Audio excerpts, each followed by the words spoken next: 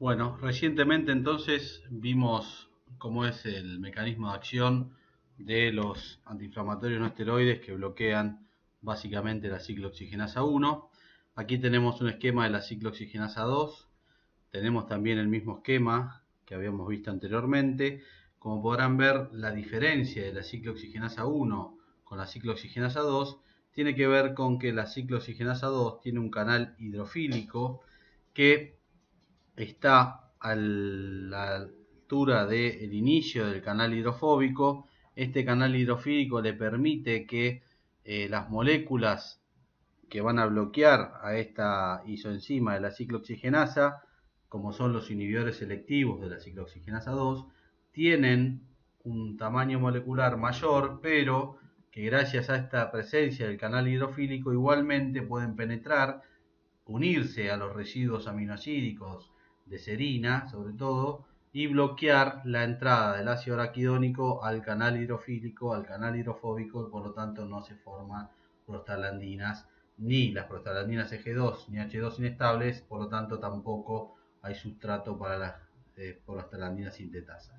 En este caso entonces los inhibidores selectivos de la ciclooxigenasa 2, por su peso molecular, pueden bloquear la ciclooxigenasa 2, pero como mencionamos anteriormente, dado que la ciclooxigenasa 1 no tiene el canal hidrofílico, no pueden ingresar al canal hidrofóbico de la ciclooxigenasa 1, no la pueden bloquear, pero sí pueden bloquear la ciclooxigenasa 2. Por otro lado, las moléculas que son bloqueantes de tipo dual de la ciclooxigenasa también, aquí está un poquito corrida la figura, pero los inhibidores selectivos de la ciclooxigenasa 1 también van a poder venir a bloquear, si bien son más chicos en cuanto a su peso molecular, también van a poder bloquear la entrada al canal hidrofílico, la entrada al canal hidrofóbico, y hay moléculas que entonces van a ser inhibidores no selectivos, ya que bloquean tanto la ciclooxigenasa 2 como la ciclooxigenasa 1, mientras que, como mencionamos antes, hay moléculas que únicamente van a inhibir a la ciclooxigenasa 2, que son los COX-2 selectivos, como veremos más adelante.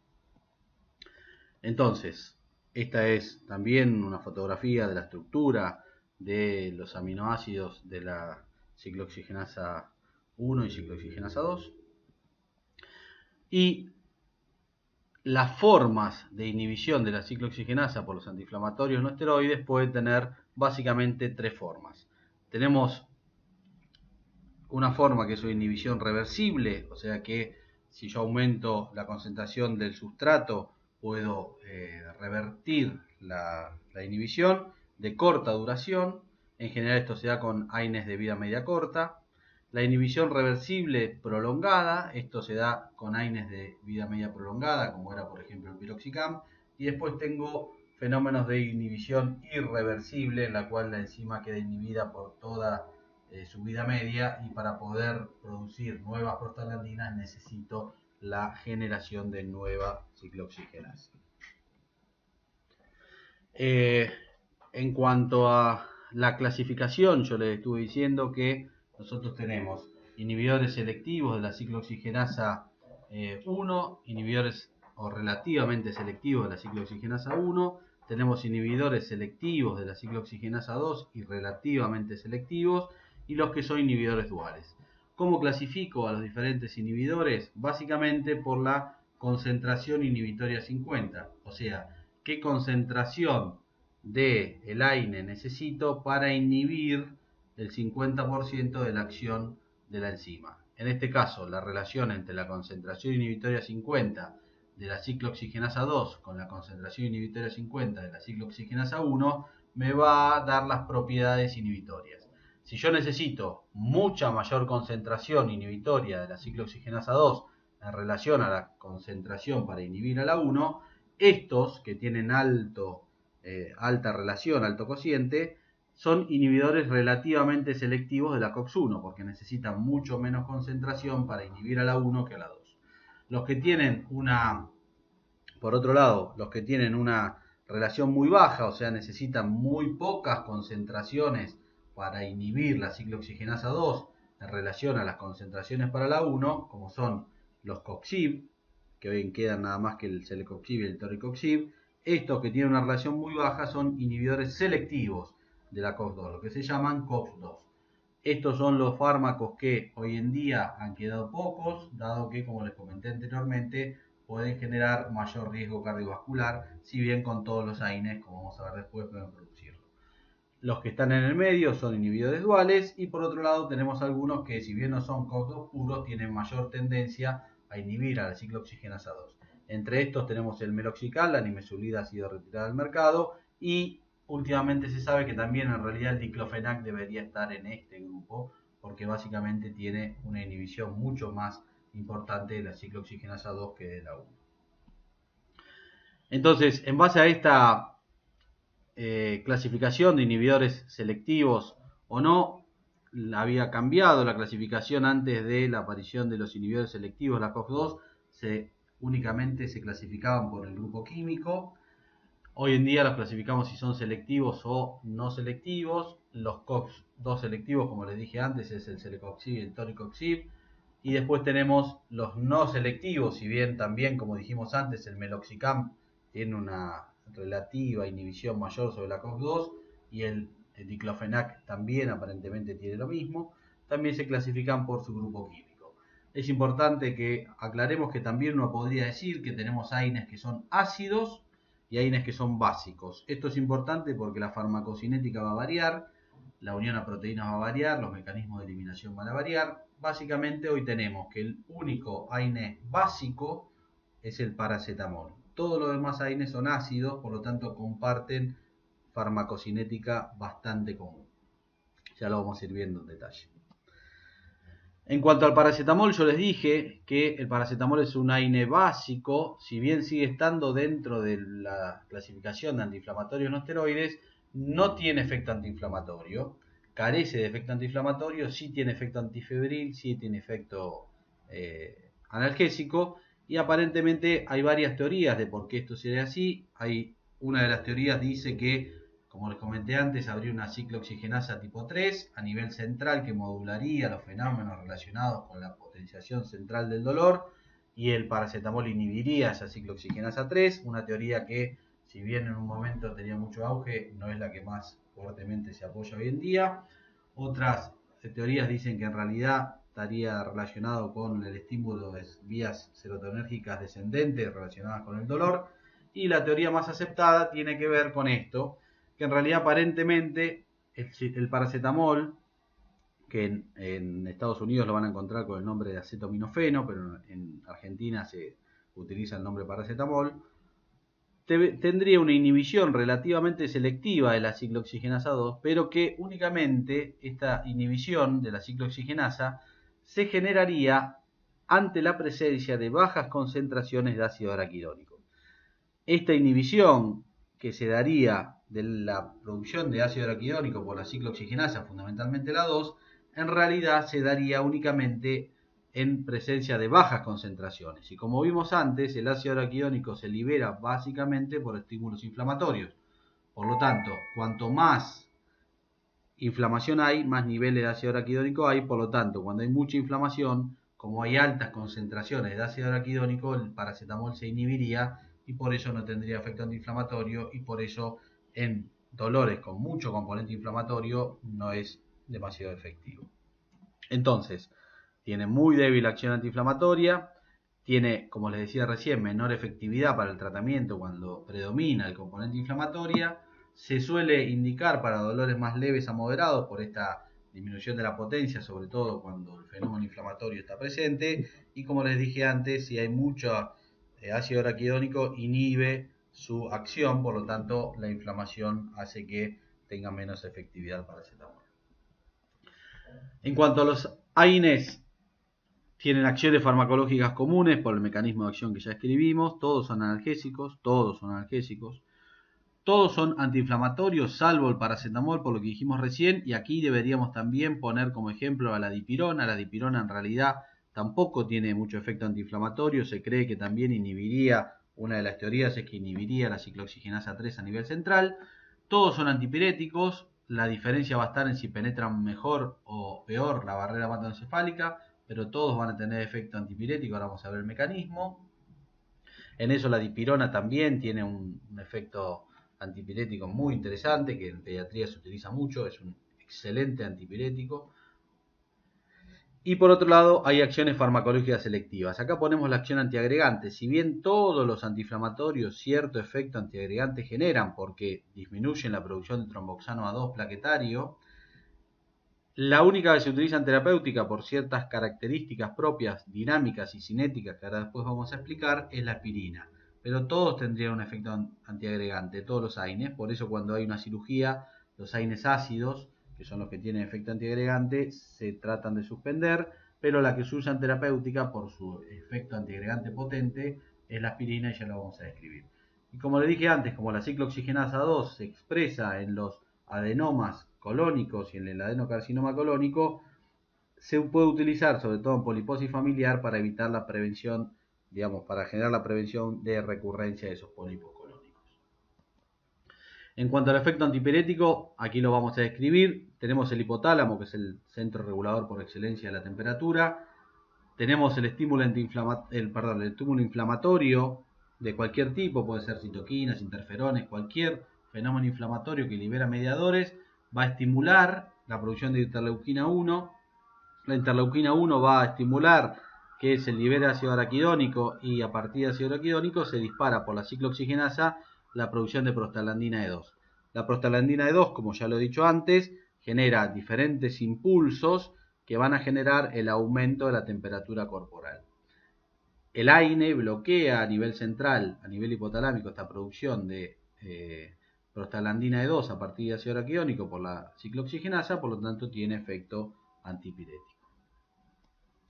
En cuanto al efecto antiagregante de la aspirina, como podemos ver aquí, esquemáticamente tiene dos mecanismos por los cuales se utiliza específicamente la aspirina como antiagregante en terapéutica y no los otros AINES. Uno tiene que ver con un fenómeno farmacodinámico.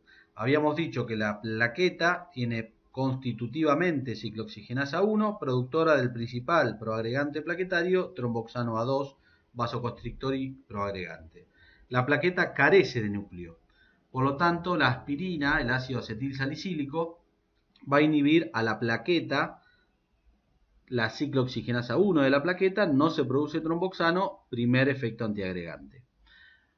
Ahora, también va a inhibir a nivel del endotelio fundamentalmente a la COX-2, que dijimos que estaba inducida en los fenómenos de aterosclerosis y vasculitis, pero que también es constitutiva en la producción de prostaciclina, prostaglandina I2, que es el principal antiagregante. El endotelio tiene núcleo, por lo tanto aquí ya farmacodinámicamente hay un desbalance. Tenemos la plaqueta inhibida para la producción del proagregante, que es el tromboxano, que queda inhibida y como no tiene plaqueta no puede generar nueva enzima, por lo tanto queda inhibida por, digamos, toda la vida media, porque después vamos a ver que el ácido acetilsalicílico es un inhibidor irreversible de la ciclooxigenasa, por lo tanto bloquea irreversiblemente la ciclooxigenasa, la plaqueta que carece de núcleo queda inhibida por toda su vida media, 7 a 10 días, y no puede producir el tromboxano. Sin embargo, el endotelio también es inhibido en forma irreversible, pero también con una característica que después vamos a ver en la farmacocinética, pero el endotelio tiene núcleo, por lo tanto, el endotelio puede volver a producir nuevamente ciclooxigenasa. Entonces ya hay un desbalance. El endotelio inhibido puede generar nueva ciclooxigenasa, mientras que la plaqueta no. Entonces no se produce tromboxano, no se produce proagregante, pero sí se puede seguir produciendo la prostaciclina, que es antiagregante. Por lo tanto, ya tenemos un efecto antiagregante de la aspirina.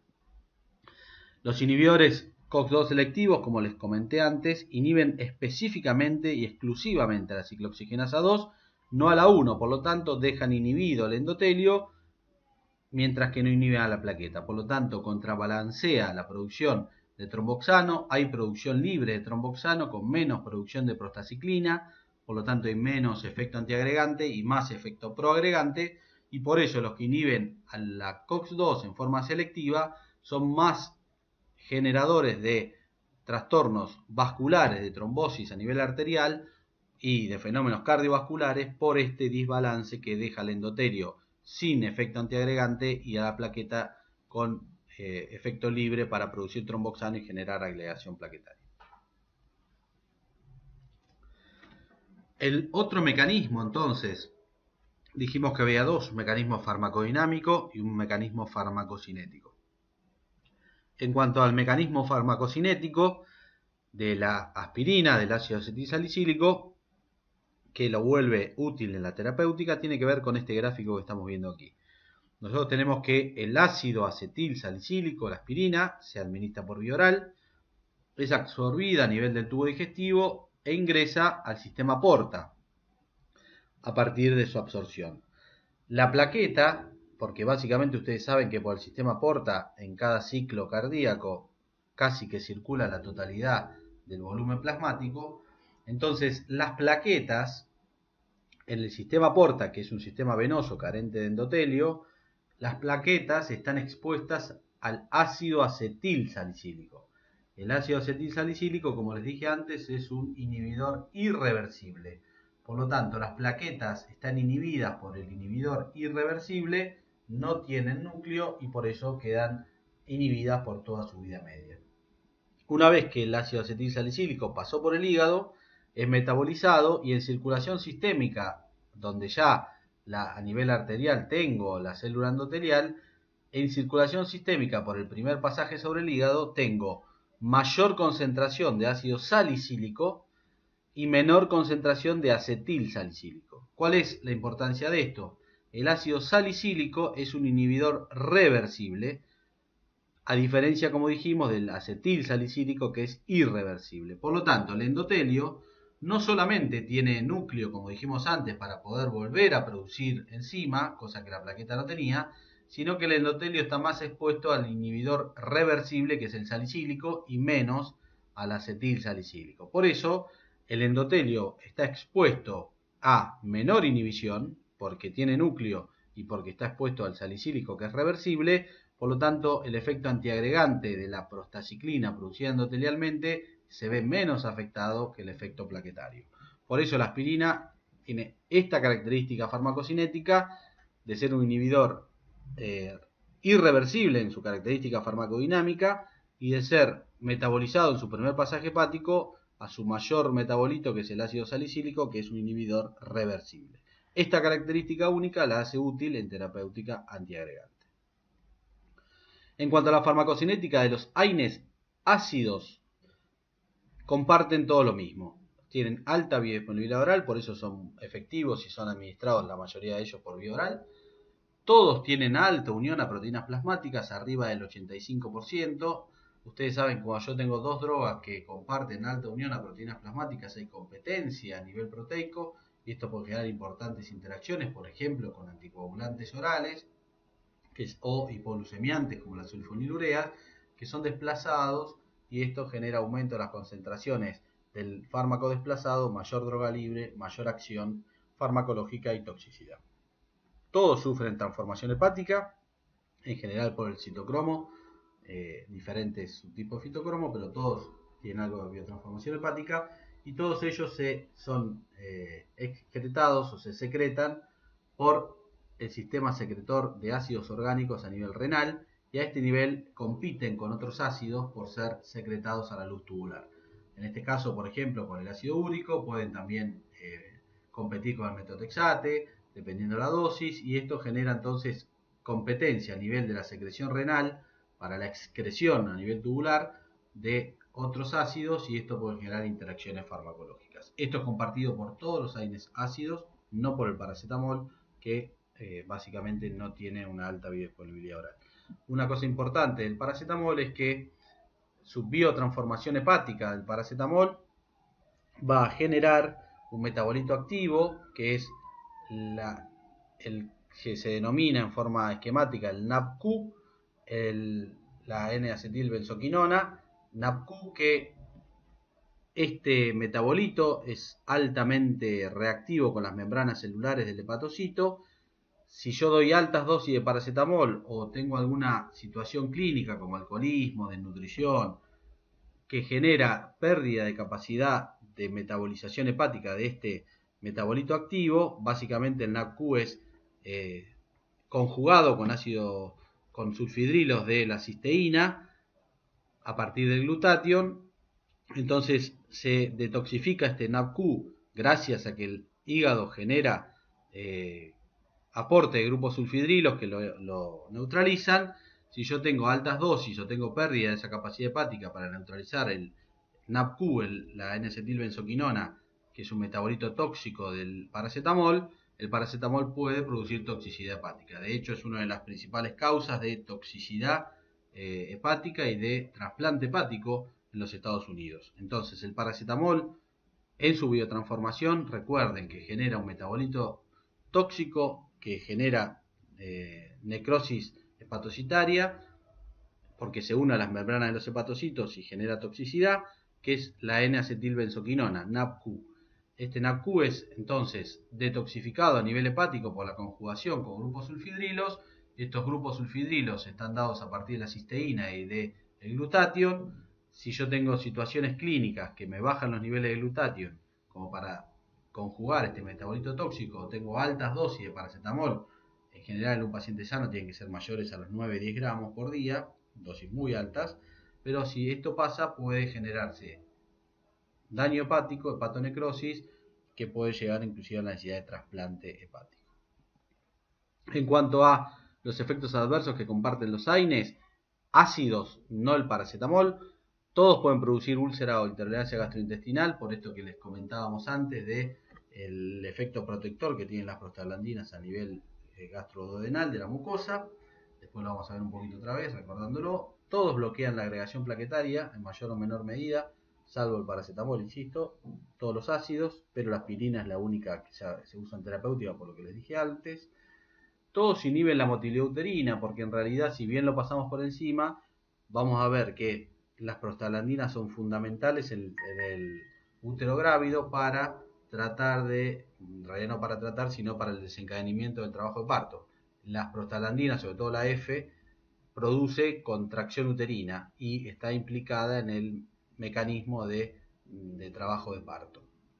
Por lo tanto, si yo le doy un AINE, inhibo la motilidad uterina y de hecho se utilizaban en otra época, hoy ya no porque hay otros fármacos más modernos, se utilizaban para la amenaza de parto prematuro para inhibir la motilidad uterina y evitar que haya un parto prematuro. Todos inhiben la función renal mediada por prostaglandina, ya lo hemos explicado, y en las situaciones como pacientes gerontes, deshidratados, hemorragias, hipovolemias reales o efectivas, donde el riñón está mantenida su flujo gracias a las prostaglandinas, si yo las bloqueo puedo generar inhibición de la función renal e insuficiencia renal. Puede haber reacciones de hipersensibilidad cruzadas, por ejemplo, si yo tengo un paciente que tiene pólipos nasales, cuadros de alergia y sobre todo alergia también a nivel nasal con poliposis nasal y tiene la alergia a un AINE, ojo porque puede haber reacciones de hipersensibilidad cruzada entre los AINES, sobre todo en estos pacientes. Cierre del ductus, si ustedes recuerdan, el ductus arterioso, fundamental intrauterinamente para mantener el flujo circulatorio a nivel del feto. El ductus en realidad es absolutamente necesario para que el feto tenga un adecuado desarrollo y una adecuada circulación intrauterina. El ductus se mantiene abierto en el feto gracias a la presencia de prostaglandinas, por lo tanto el uso de antiinflamatorios no esteroides ácidos en el tercer trimestre del embarazo por el bloqueo de prostaglandinas puede producir cierre prematuro del ductus y esto puede ser problemático para el feto, inclusive en algunos casos llevarlos a la muerte. Por lo tanto, los antiinflamatorios no esteroides ácidos no deberían usarse en el tercer trimestre del embarazo porque pueden producir cierre del ductus arterioso. Tal es así que a veces los niños que nacen con alguna malformación cardíaca y uno quiere que permanezca el ductus abierto, se le hace goteo de prostaglandinas. O si nacen con el ductus permeable, cuando uno quiere cerrarlo, también se le hace goteo de AINES. Por lo tanto, tengamos presente que los AINES en el tercer trimestre pueden cerrar el ductus y eso traerle problemas al feto. Y como decíamos antes, si bien los COX-2 claramente aumentan los eventos trombóticos cardiovasculares, la realidad es que se cree que todos, y hay datos que muestran que todos los AINES pueden aumentar los eventos trombóticos en mayor o menor medida. De ellos los que son más COX-2 selectivos más, por lo tanto los que tienen más eventos trombóticos parecieran ser los que tienen más inhibición de la COX-2.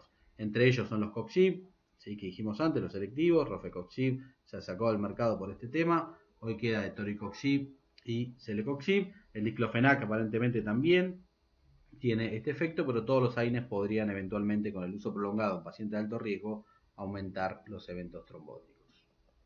En cuanto a la toxicidad gástrica, digamos, gastroduodenal, es el efecto colateral más temido del uso del AINE. Recordemos que la protección que generaban las prostaglandinas, en realidad, si nosotros las bloqueamos, vamos a tener la lesión epitelial. ¿Por qué? Por la inhibición de la ciclooxigenasa, como dijimos, aumenta la secreción de ácido, disminuye la secreción de moco, disminuye la secreción de bicarbonato, principal neutralizador del ácido, disminuye el flujo plasmático a nivel submucoso y, por otro lado, lo que hace también es disminuir la reparación epitelial. Esto lleva a síntomas digestivos que pueden llegar a los cuadros más severos, que es la úlcera sangrante y la hemorragia digestiva. Por otro lado, también mejora, digamos, no mejora, sino, perdón, estimula el proceso inflamatorio local, por lo tanto también genera inflamación local. Este es el mecanismo de toxicidad gástrica. Entonces, sabemos que todos los AINES son productores de mayor riesgo de aparición de daño gastroduodenal. Este es el riesgo relativo, o sea, cuántas veces aumenta el riesgo de daño gastroduodenal por el uso del AINE. Esta es una revisión de la FDA. El ibuprofeno parecería ser el menos lesivo. No está el paracetamol, porque el paracetamol no produce daño gástrico, porque en realidad la ciclooxigenasa 1, que yo les dije que era con la constitutiva, no es inhibida aparentemente por el paracetamol. Por lo tanto, el ibuprofeno pareciera ser el que menos. Todos producen en mayor o menor medida. La indometacina, que casi se usa muy poquito, hoy en día no se usa más por boca, y su inhibidor irreversible aumentaba mucho, y el piroxicam, que como les dije era una vida media larga, por lo tanto generaba una inhibición reversible prolongada, casi como si fuese irreversible, generaba mucho aumento. Por eso tampoco casi se usa más. De los que se usan habitualmente, todos pueden producirlo. El ibuprofeno aparentemente sería el que menos riesgo produce. En cuanto a factores de riesgo para el daño gastrointestinal por AINES, ya el uso del AINE aumenta el riesgo relativo, los pacientes añosos, el antecedente previo de una úlcera o sangrado también, dosis altas, porque cuanto mayor dosis, más efecto antiinflamatorio y más bloqueo de la ciclooxigenasa, uso concomitante de corticoides, porque como ustedes han visto en la clase de corticoides también inhibe la fosfolipasa 2, por lo tanto hay menos generación de prostaglandinas. La infección con Helicobacter pylori, una bacteria que predispone a las úlceras, y el uso de anticoagulantes, porque básicamente si hay una úlcera, más predisposición al sangrado. En cuanto a los COX-2 selectivos, como les dije, hay menor incidencia de lesiones gastrointestinales. Eso es cierto, porque la ciclooxigenasa 1 es la constitutiva. Tiene una vida media larga que les permite dosificaciones cómodas una vez por día. También tienen alta unión a proteínas, por eso comparten las interacciones, y tienen lo que dijimos, el riesgo cardiovascular aumentado. En cuanto a algunos efectos distintivos de ciertos AINES, el diclofenac, por ejemplo, tiene una alta concentración en líquido sinovial. Si bien todos tienen buena concentración, aparentemente esto para cuadros articulares le da cierta ventaja, pero todos tienen buena concentración, y es el que mayor frecuencia de hepatitis idiopática produce. Todos los AINES pueden producir inflamación hepática, hepatitis. El diclofenac aparentemente es el más relacionado. La indometacina, digamos, ya no se usa casi más. El ketorolac, que es un AINE, está dentro del grupo de los AINES, tiene una característica, tiene algún efecto símil morfina, por lo tanto es muy potente como analgésico, es muy buen analgésico, es una alternativa muy válida ante la necesidad de dolor severo, posoperatorio se usa mucho. El problema es que produce mayor frecuencia de insuficiencia renal aguda y mayor frecuencia también de daño gastrointestinal. Por eso no se debe utilizar en forma prolongada, se debería limitar el uso a no más de 5 días. En el caso de la dipirona, que como les dije es un excelente antifebril, un excelente analgésico, se han visto casos de agranulocitosis, o sea, bajos niveles de glóbulos blancos. Esto en su momento uno se utilizaba más que nada bibliografía sajona, entonces en muchos países europeos se ha discontinuado, se ha prohibido por este riesgo de granulocitosis. La realidad es que en Latinoamérica se utiliza muchísimo, en Brasil se utiliza muchísimo, es el principal antitérmico utilizado en Brasil, en Argentina en pediatría también se usa mucho y no hay casi casos de granulocitosis. Aparentemente la granulocitosis relacionada a dipirona estaría dada por las características étnicas. Los sajones tienen más riesgo de esto, los latinos parecen no tener este riesgo de granulocitosis y de hecho hay un estudio latinoamericano que se hizo para ver la incidencia de granulocitosis por dipirona en Latinoamérica y casi no hay casos reportados. Por lo tanto, en Latinoamérica podríamos decir que la granulocitosis no es un problema con el uso de dipirona. Entonces, hasta aquí hemos llegado de las características más importantes de los AINES. Recuerden que tienen acciones farmacológicas comunes, farmacocinética común, entonces tenemos que tratar de manejarlos en forma muy segura porque son uno de los fármacos más utilizados en la terapéutica. Muchas gracias y en los foros estamos abiertos a la discusión.